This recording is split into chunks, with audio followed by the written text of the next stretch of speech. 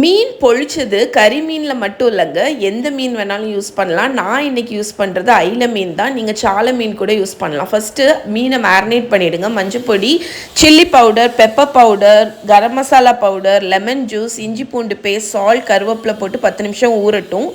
தேங்காய் எண்ணெயில் கருவேப்பிலை, வெங்காயம், பச்சை மிளகாவை நல்லா வதக்கிட்டு இஞ்சி பூண்டு பேஸ்ட், மஞ்சள் பொடி, தக்காளி போட்டு நல்லா மசிய வதக்கிடுங்க. இதில் சில்லி பவுடர், கொத்தமல்லி பொடி, பெப்பர், சால்ட் போட்டு நல்லா மிக்ஸ் பண்ணிடுங்க. இதில் கொஞ்சம் புளி தண்ணி, கொஞ்சம் தேங்காய் பால் ஊற்றி நல்ல கெட்டியான மசாலா மாதிரி ரெடி பண்ணிடுங்க.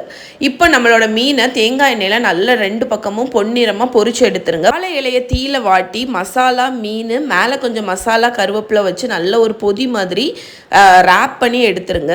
இப்போ இதை தோசைக்கல்லில் கொஞ்சம் எண்ணெய் ஊற்றி 2 பக்கமும் நல்லா சுட்டு எடுத்துருங்க. அவ்வளோதாங்க, நம்மளோட மீன் பொழிச்சது ரெடி. பார்சலை அன்ராப் பண்ணி என்ஜாய் பண்ணுங்கள். ட்ரை பண்ணி பார்த்துட்டு எப்படி இருக்குன்னு சொல்லுங்கள்.